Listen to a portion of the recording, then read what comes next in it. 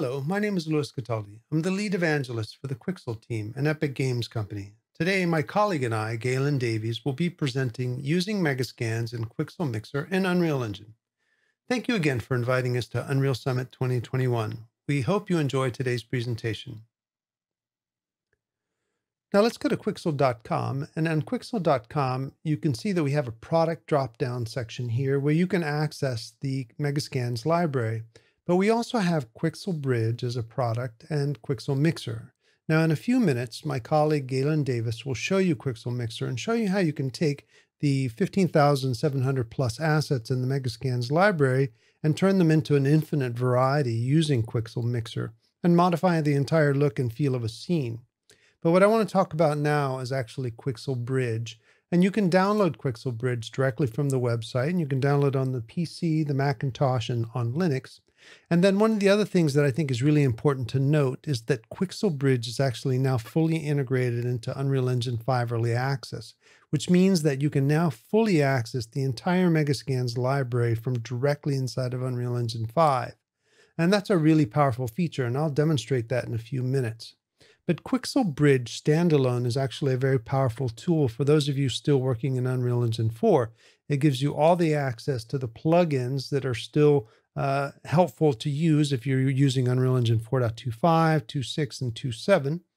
And it gives you the ability to push content directly into Unreal Engine 4, to access the master materials, to create blended materials, and a variety of other things as you work with Mixer and push content back and forth between Bridge, Mixer, and Unreal Engine. So that can be really helpful. So let's take a moment to jump into Bridge standalone and take a look at some of the features that I think are really important to be aware of. And in a few minutes, we'll jump into Bridge inside of Unreal Engine 5 Early Access and take a look at how the functionality has evolved a little bit. So one of the very first things that I want you to be aware of is that when you jump into the Megascans library, as you look at it through Bridge, you'll see that you land into a home page in essence. And here you can see of the 15,800 or so assets that are available. These are the newest surfaces that are available. These are the newest 3D assets that are available, the newest plants in the library. Of course, these are also the newest collections. We have graffiti, wood planks, weeds, and so on, as well as the latest trending assets. So these are the most used assets at the moment from gaming industry, from film and television industry, and so on. You will also notice that we have our categories here in the top left: 3D assets, 3D plants, surfaces, decals, atlases, imperfections, and each one of them have their own types of assets that are available, whether it's the texture sets that you can pull down from the library based on what you're choosing, the assets, the LODs that you can get from the 3D meshes, plants, and so forth. And we'll take a look at those a little bit in detail. Now, if you're in standalone Bridge, there are some specific features that you need to be aware of. If we're looking, for instance, at some of these 3D plants, when you click on a particular asset, you'll see that there's a pop-out panel that gives you some important metadata for each particular asset. Some of the things that I think are really helpful to be aware of is that when you click on it, you get a little viewport that is a little different than the viewport that you'll see in the early access version of Unreal Engine 5. It's mostly the same, but a little bit different, as well as the panel here at the bottom. When you're in the standalone, you get to see that you can pull down the textures at 2K and 4K resolution. And I'll show you where this is slightly different inside of Unreal Engine early access. We also can maximize this viewport, and you get a render of the asset, and you also get to look through the texture sets here. So we can take a look at the albedo, the AO, the displacement, and we also can take a look at a 3D version of this asset, depending on whether it's a 3D model or whether it's a surface. We can take a look at whether it's a 1K, 2K, or 4K texture, and we can actually take a look at the LODs of the mesh. So if I zoom into the asset, we can take a look at the 0th LOD, the 3rd LOD, and we can look at PBR and actually the wireframe. So if I'm taking a look at a piece of vegetation, I can take a look at the 0th LOD and the details that are associated with it, as well as the billboards and any related type of asset, so that if I want to examine it before actually downloading it into Unreal Engine or any other render, we can see how it's actually going to look. So this can be really handy, particularly in a piece of vegetation when I want to examine the different types of meshes that are available to me for it. So make sure that you're aware that this is type of the functionality, and this is fairly different than the viewport inside of the Unreal Engine 5 Early Access. So be aware that you can get this kind of detailed information from this viewport. If we're looking, for instance, at a 3D asset, and maybe something that I've already downloaded, you also get additional data here. I can look at it in PBR mode. I can look at it in albedo. I can actually look at it in normal mode so that I can really examine the asset in much more detail.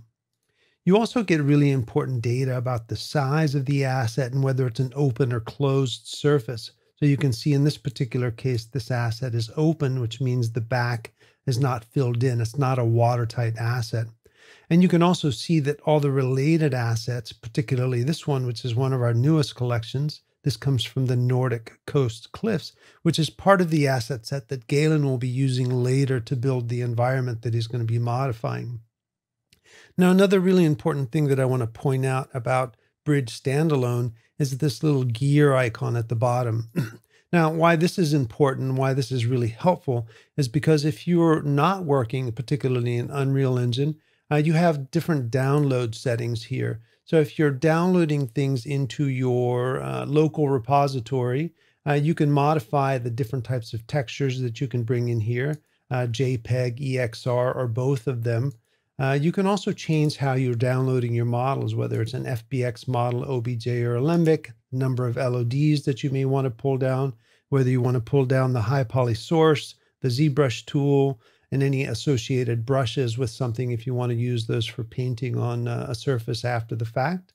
But also something that's really relevant is not only the download settings, but also the export settings. So of course, you know that you can work in Unreal Engine, and inside of Bridge in Unreal Engine 5, of course, that's preferred.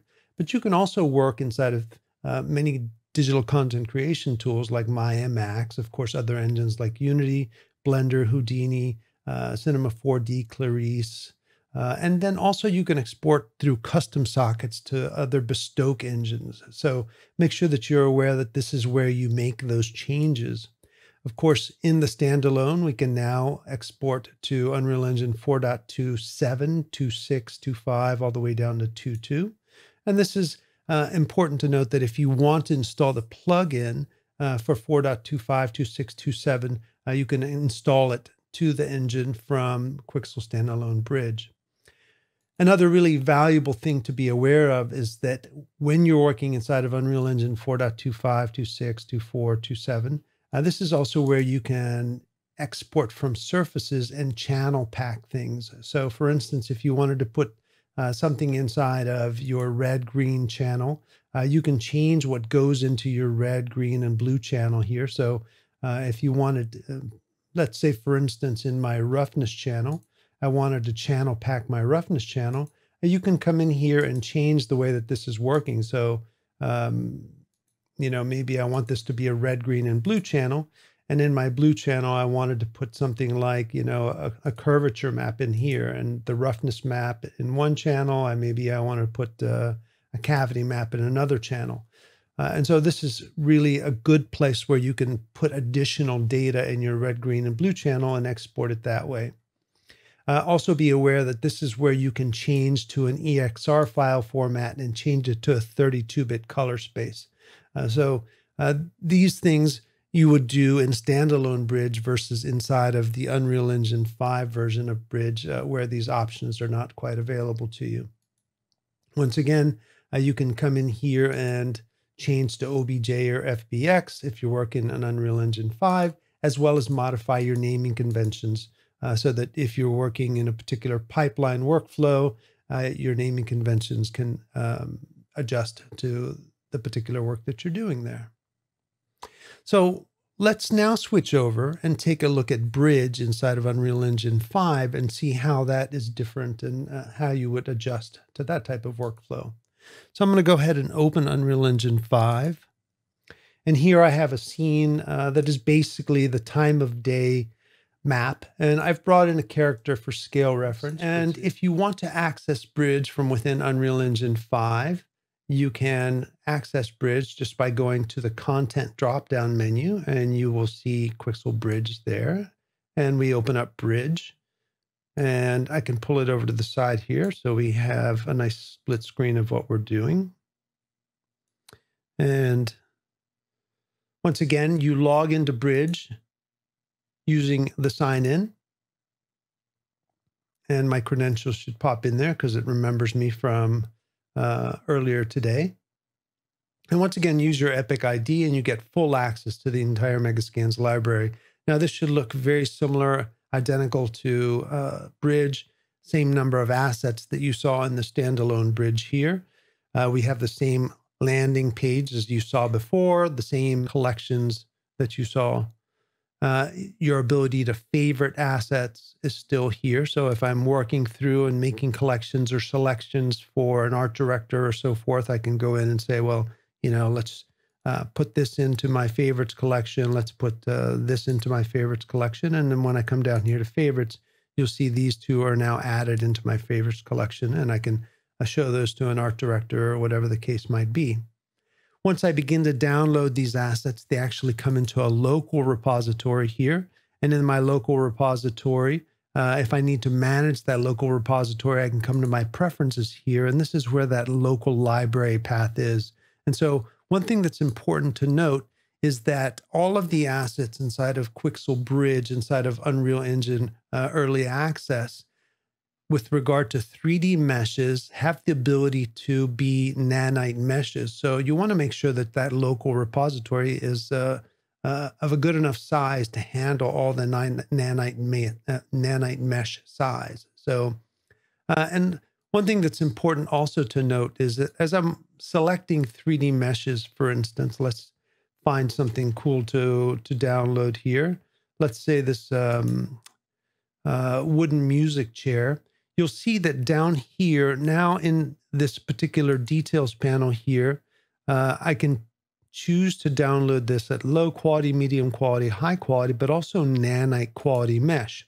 Now, I have the option to download it and to add it to my project, but one thing that's really cool is that I can just immediately drag it into my viewport and let go of it, and it starts to stream in immediately, and I instantly see the texture even though it has not really started downloading, or it just begins to download, right? The download process begins, but I have instant access to this mesh. So I can bring it into my scene and put it next to Echo here and maybe hit the End key and slide it over next to Echo and hit the F key to zoom in on it.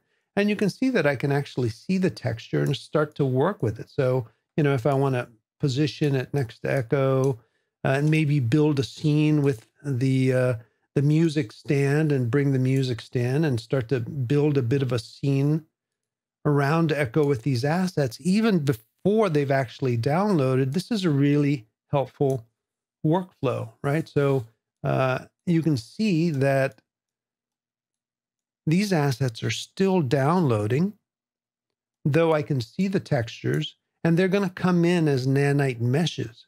So maybe I want this chair as well, and I can drag this chair in and put it behind her.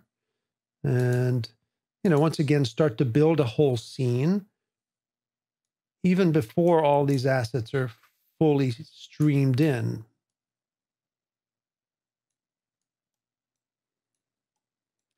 And then once they do fully stream in, I will see their full nanite representation, and that's really handy. So, and I can also do things like duplicate them. So, you know, before this asset is fully streamed in, I can bring this chair in and make duplicates of it and do level design type functions. So that can be a really handy pro tip for everyone to be aware of, is that you don't have to wait for these things to fully come into your scene before you actually get to work with them, do level design manipulations and so forth. So you can see that my internet connection is still being a little bit slow here, but they're all streaming in. But I don't even have to wait for them to be fully streamed in for me to do everything I need with them. So we'll wait for this one to finish coming in here, and I'll show you in a second that as it finishes this last couple seconds, the actual nanite mesh will process, and you'll see it give me a dialog box that says that it is building the mesh distance field for that nanite mesh. And once it is complete, here, let me move this dialog box over. Actually, it will not move, and then we'll see the final nanite mesh. So we'll give it one more second here as it processes through, and there's the mesh distance field, and you see it finally streaming in. And there is now the full nanite mesh. And if you want to verify that, you can actually come here to lit mode, go to nanite visualization, and check out the triangles, and there's the actual nanite mesh. And as the rest of the nanite meshes finish their downloads, you'll see them stream in as well.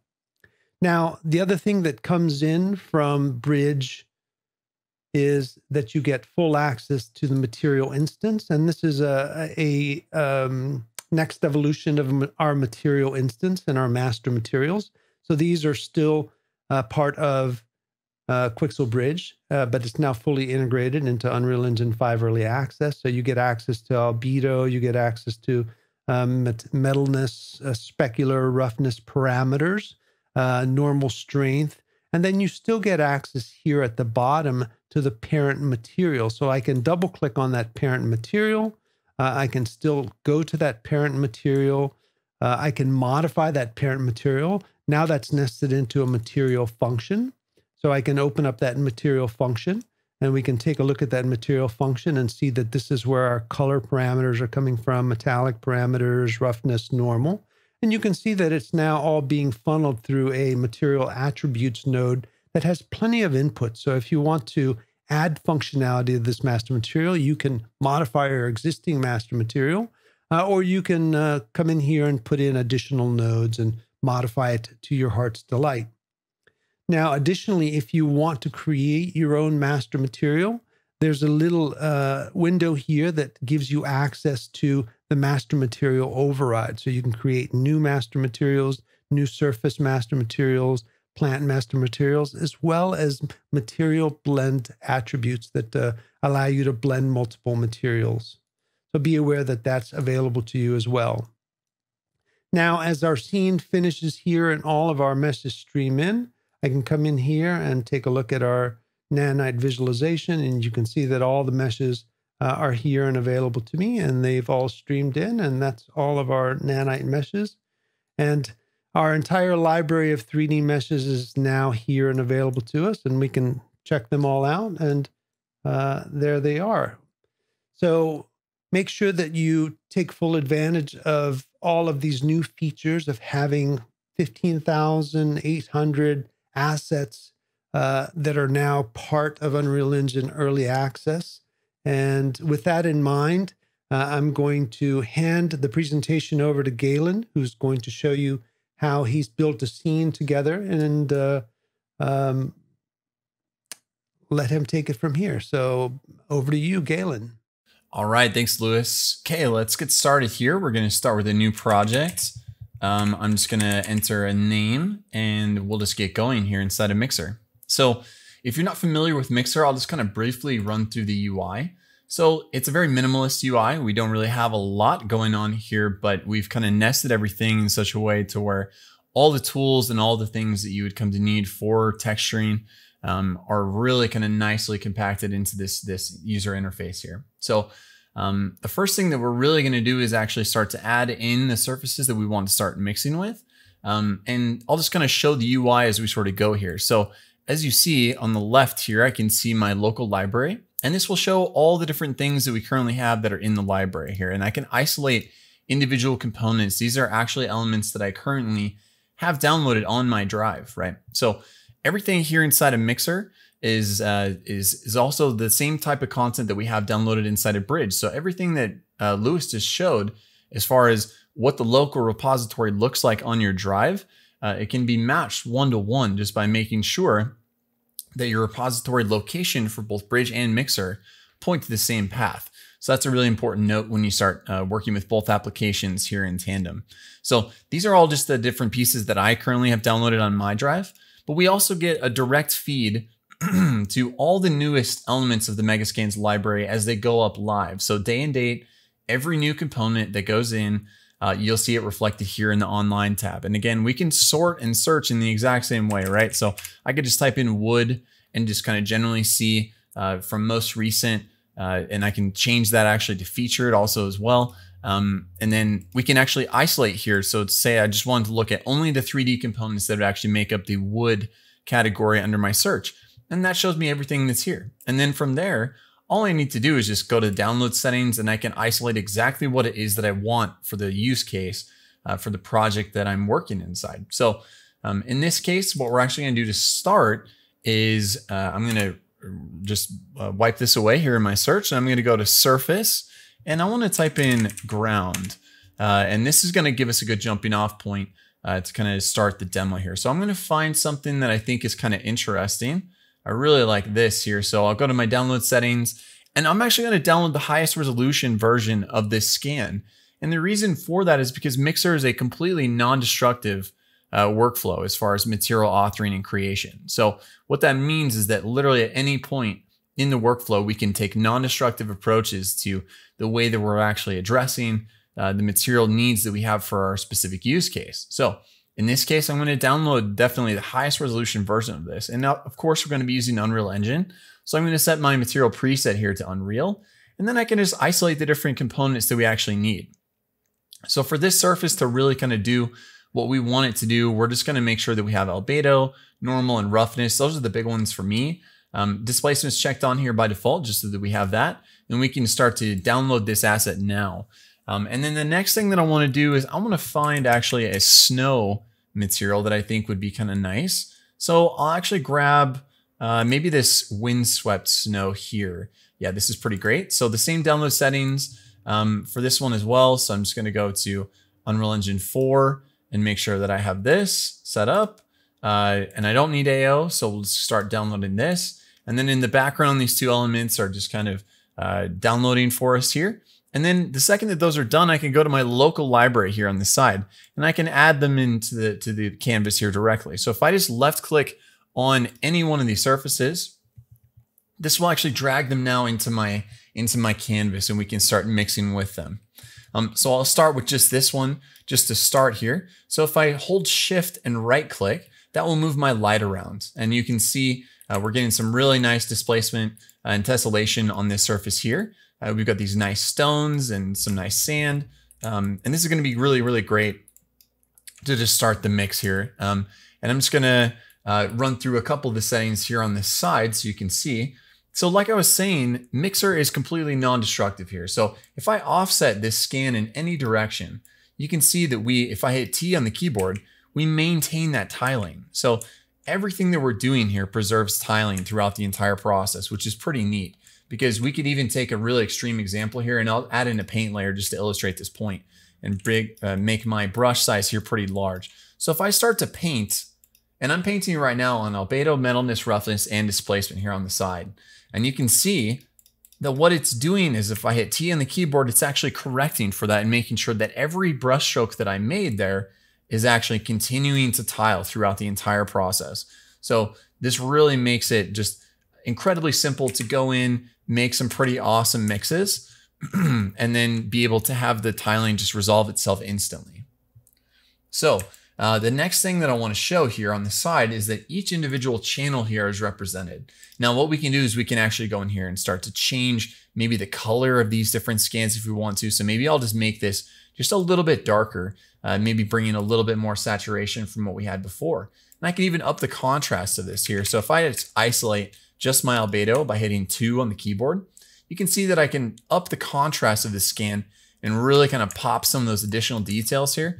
And we just get something a little bit more interesting just with some really basic manipulations here. And in the same way that we can manipulate, the color and all these different things, we can also affect the roughness here. So if I wanted to make it completely rough and not have really any reflections whatsoever, I can make it all the way white, or I can lower the roughness all the way down here to make it like it's maybe just completely wet. So there's a bunch of different ways that we can start to manipulate this, but I'm just going to keep it inside of the actual scan value just to kind of keep things within our kind of physically based realm here. So the next thing I want to show is that I'm going to bring in that additional scan here. So we downloaded the snow, and what I want to do is actually just bring in that windswept snow. So I'll just click on that tile and bring it directly into the viewport here.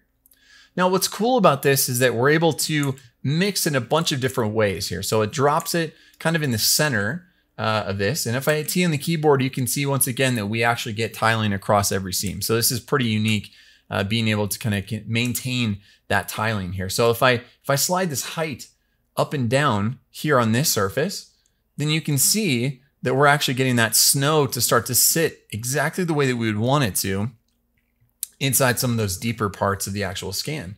Now, if I go to my blend radius and I move that up, you can see that what that's doing is actually bringing in more of that surface the further that I drag it to the right. Now, if I bring it down to the left, we get kind of a steeper fall off and a much more defined line as far as exactly where that snow actually sits here. So I want to have it somewhere kind of in the middle here, because I really like, you can see here maybe in this patch, being able to have like the snow actually bleed into these different parts. And as you can see, we get a really nice tiling surface here. And just out of the box, I mean, that's pretty awesome to be able to just quickly see what it looks like to bring in two different scans and mash them together. All right, so just to wrap this point up here, what I want to do is make sure that the snow actually finds a really nice place to sit in relation to some of the other elements of the scan here. So I'm just going to bring that in and then feather the radius here slightly until we get kind of a believable fall off for what that snow would actually look like. Okay. So then this is what our final result is just by mixing those two surfaces together. And again, like I said, all the tiling is actually maintained across all this. So I could go back in and maybe offset just the snow here so that we get maybe different parts of the unique features of this scan to be featured in a more prominent way. But that's how easy it is to start to just blend two surfaces together and actually get something brand new. All right, so let's actually start on a new example now. I'm actually going to move over into 3D because what we've shown is that we can do a really easy mix using surfaces, but let's actually bring this now into 3D. So we'll call this Nordic and we'll just make it at 4K. I don't need to save this and we'll just start a brand new mix here. So what I want to start with is I want to bring in one of our large Nordic scans here. So we've got a bunch of these on the site. But we'll start with just one. Let's start with this one. I think this is pretty cool. So we'll bring this guy in here and it's just going to load this in. And now we're going to be able to start to manipulate the surface of this 3D object and start to retexture this asset altogether. So real quick, what I want to show is that again, since it's fully non-destructive in the way that we're working here, I have actually downloaded a couple of different LODs. So I've downloaded LOD 0. And then I've also downloaded the high resolution version. So we've already kind of talked a little bit about Nanite and some of the things that it can do. And so what we want to make sure that everyone's kind of aware of here is that if you're retexturing this type of asset, that you can actually kind of get the really high resolution version of these assets to load in and retexture those directly. So you could mix at the lowest resolution, the lowest LOD if you want, and you're still going to get great results. But we're going to load up the high resolution version here. And that high resolution version is going to let us just have even access to even more detail than what we had with our lowest or with our LOD 0. All right, so we've got this scan loaded in now. And as you can see, we've got a really detailed scan. We're getting so much geometric detail from this guy. And we're going to be able to leverage a lot of that geometry to actually help us in retexture this asset. So what I want to do to start is actually want to lay down just sort of a base of something that's going to be completely different from what we have here color-wise and some of the other unique characteristics about this. So I'm going to load in a surface layer. And what I'm going to do here is I'm actually going to search for Iceland because I know that I have this layered rock here that is going to be perfect for what we're trying to do. So this is going to be my base layer. And I'm going to drag this guy into my viewport here just by clicking on the tile. And this is just loading in all the different components that we're going to be texturing with here. So the albedo, the normal, the roughness, displacement, and everything. So as you can see, we just dragged that asset directly onto this surface. And then now we've got a completely retextured looking asset. And this is our starting place. We're just going to start to layer in some additional detail here. But I just wanted to bring this surface in to start so that we have something to build off of. So this is what we've got. And I think if I isolate just the albedo, you can see what's cool about this surface is that we actually get kind of this really nice layered kind of rock here. So it's going vertically right now. We actually want to change that so it almost looks like it's sedimentary as far as the way that it's stacked up. So what I'm going to do is that since we switched over to 3D now, we've got a couple new bells and whistles to play with as far as the viewport itself. So I can actually go here in this radial slider, and I can move this around so that we actually get a slightly different projection based on the way that the surface actually is projecting onto the 3D object. And if I move this element here in the middle of the radial slider, you can see that now we've got this sediment kind of moving in a more horizontal fashion on the surface. So that's exactly what we're going for. We can also now, since we're in hexaplanar projection, by the way, you can see that we have no seams whatsoever. It's actually projecting from all these different axes, and we're getting just a completely airtight, basically projection of all these different kind of surfaces and channels kind of working together. So as I start to change the scale here on this slider, you can see that we're exposing more or less of the detail as needed, right? So I kind of like this being able to see a couple different layers here, just so it seems like this rock is really old. It's obviously a much larger scan here as well. So in relation to the size of a person, this is actually right inside the realm of what I think would be believable for this type of asset. And we've got some really nice details popping here. If you hit D on the keyboard, by the way, that will turn on displacement, and you can turn that on or off depending on what it is that you're mixing. For 3D scans, I like to have it off just because we're not using tessellation or displacement inside the engine. So I want to make sure that I'm just kind of working on the exact version of the same geo that's going to go into our project. For right now, though, this is perfect for what we need. And I can go into my height frequency here, and if I zoom in on the scan, I can actually bump the low frequencies if I want to kind of get some of those larger shapes, or I can go to high frequency and kind of get some more crispy detail from some of those smaller elements. And I think I'll just bump that up slightly because I think that gives us a really nice textural feel on this surface here, just kind of exaggerating some of the elements that are already in this scan. So the next thing that I want to do is I want to actually go in and start to break up the edges of this asset. So I'll add in another surface layer, and I'm going to stay inside of Iceland because it's just nice to kind of grab something that's from that same region. And I'm going to grab this rock. It's a little bit lighter. And this is just bringing in a new surface altogether. And as you can see, this is now on top of the entire asset, just like we had the last surface. Now, what we want to do, though, is that we actually want to go and isolate just the parts of this scan to where we actually want this to actually land. So what I want to do is I want to right click on this surface here, and I want to add a mask stock. And the mask stack, what it does is that it allows us to mask out all the different components in a bunch of different ways here. So to start, I want to bring in a curvature component. And what that's going to do is if I hit 9 on the keyboard, you can see what the mask actually looks like here. So as you can see, we're really kind of bumping a lot of the edges. We've got some of that surface actually coming in on some of the larger shapes, but it's completely devoid of any detail inside the crevices here. And I can change that here. So I have default curvature set. If I change this to edges only, we get a more pronounced version of what we're looking at. Or if I go to cavities only, that's basically the inverse of what we were just looking at. So now that would only be kind of inside of the crevices. Now we want the opposite of that, right? We want to actually just bump the edges. So I'll go to this section here, and I'll actually just go into edges only. And then the edges only is going to give us a really nice projection just on the edges of this asset. And we can go in and start to change this and manipulate some different components of this. So if I hit 9 on the keyboard once again, you can see that we're actually given this level slider. And we can actually start to anti-alias some of those larger surfaces if we want to, right? So we can kind of just isolate it to where it's even more just pronounced on the edges. We can actually go into tightness here as well. And if I move that up, you can obviously see that we start to get a really nice fall off of this, and it just becomes even more natural. Depending on what you're going for, you can start to mess around with some of these things and get just a completely different result. We can also go to the opacity of this altogether and start to really feather that back depending on what it is that we're going for. Now, another thing to keep in mind here is that we also have blend modes. And what's cool about this is that I could zoom in and just kind of take a look at what the albedos are doing right now. And obviously we're getting, just kind of a binary approach here. Either it's on or it's off with this. But what we could do is we could actually isolate individual channels. So let's say the albedo, and let's say I want to overlay this. And now that we kind of get, now if we add these two together, we get this result, right?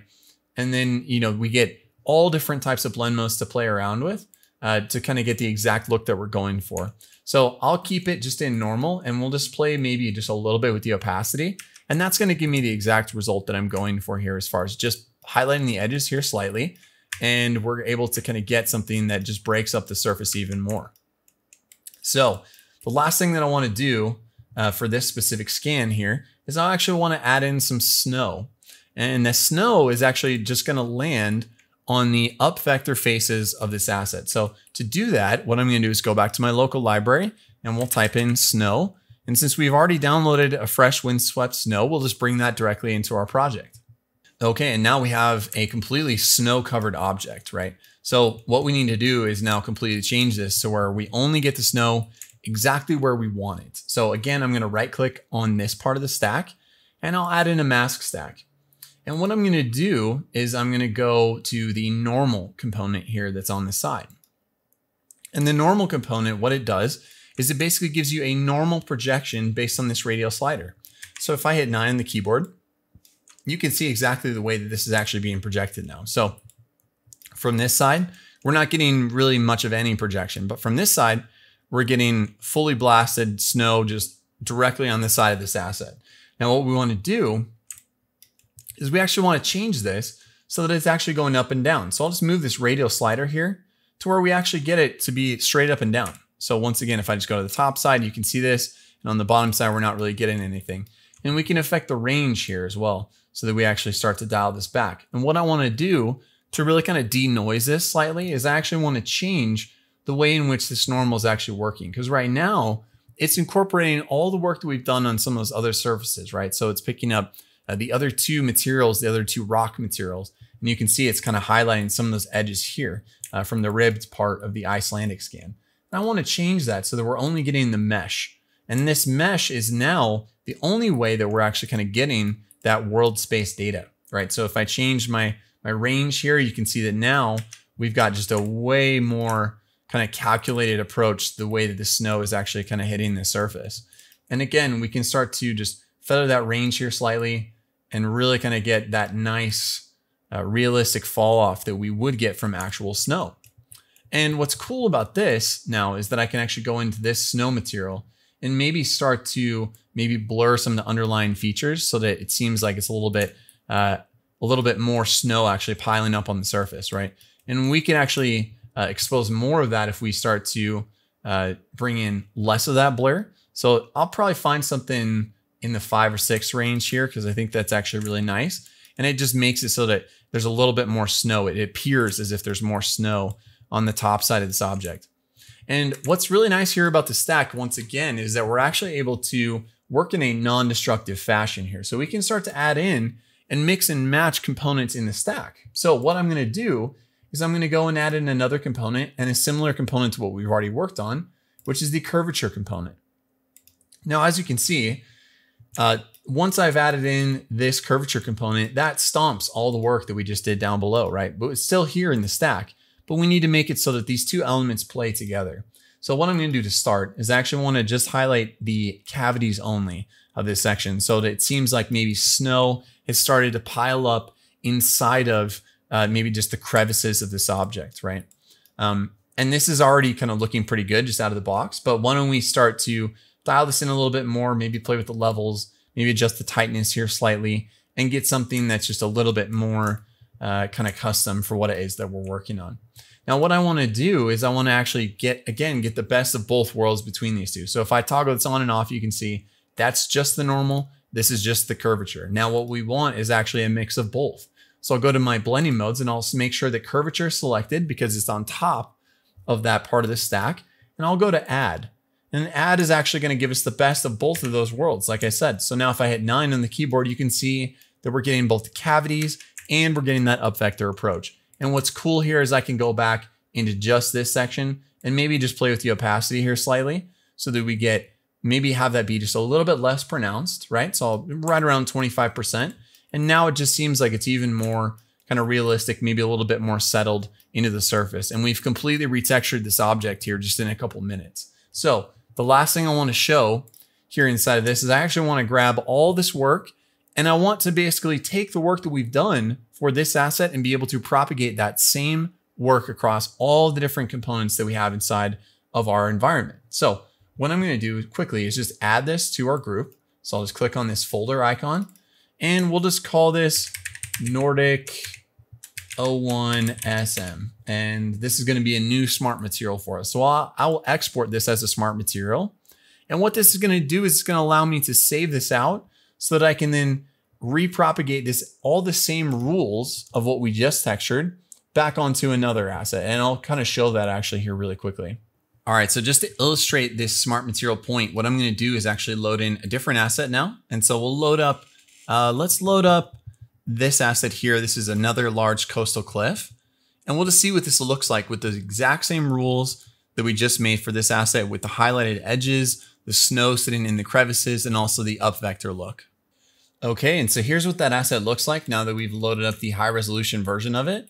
And the way that I like to think of smart materials is really kind of just a starting place for a lot of the retexturing effort that we would have for this particular group. So while this kind of looks pretty decent out of the box, just with some of the work that we've already done, I like to go in now and start to really kind of dial in the exact look of what this would actually be now that we're changing the shape, right? So the scale of this asset is obviously a little bit different, but we can start to make some manipulations to this to actually bring it more into the realm of what is believable, depending on the need, right? So just some really basic kind of changes to this asset would go a long way. And so I definitely encourage you guys, if you're going to use smart materials, to go back and maybe just use it as a starting place, right? Maybe you'll need to readjust exactly what the edge highlight would look like, how much snow is actually sitting on this asset. And that's what's cool about working inside of this application is, again, it's all fully non-destructive and we can get a lot out of it. So what I'm going to do, just for the sake of time, is I'm going to export all these textures into Unreal. I'm going to load them back up inside of our level. And then we can start to actually see what everything looks like now that we've retextured these assets and we've got just a completely different look for our environment. So I'll jump over to Unreal. So we'll see you here in a sec. All right, so here we are back inside of Unreal, and this is the scene with the new textures. So I've actually just loaded up all the new textures that we just mixed inside of Mixer. And I'm gonna now change this environment to make it a little bit more snowy and cold than it already looks. So as you can see, we've got some of that nice snow kind of sitting on the normals up here and towards the mouth of the cave actually, which is pretty cool. But now we're gonna go and start to take this in a different direction where we're gonna add in some new Megascans assets, change the lighting, and start to really kind of make this a little bit colder. So what I'm gonna do to start is I'll go up to my light, and I actually want to change this now to make it a little bit colder. So I'll bring it more into like a blue, maybe bring in a little bit of saturation here, and just kind of bring this more into the realm of something that would be cold, right? Until we find something that we kind of like there. And then if I hit Control and L on the keyboard, now I have this hooked in with the time of day settings. So what this does is it just kind of brings up a little sundial. So if I hit Control and L, you can see that now we're actually getting a really nice kind of intuitive way to start to move the light around the scene without having to use any gizmos directly here. So I'm just going to bring this and slightly reposition the light here to where we get something that's just a little bit different from what we had before. And we get some nice light shafts here on the side here as well, which are really, really nice.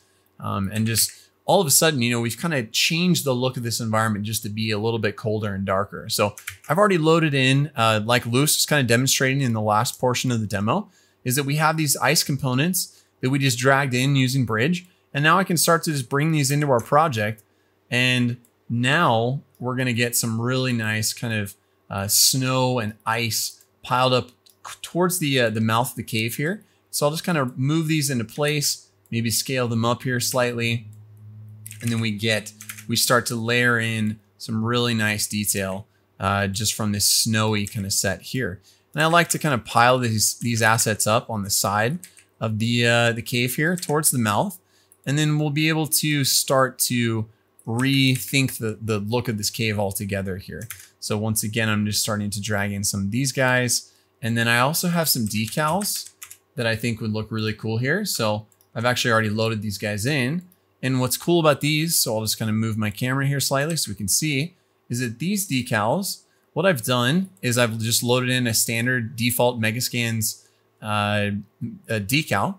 And I've brought in a different kind of material here where we're actually getting that windswept snow that we were looking at. And I've just loaded that directly into the actual decal here.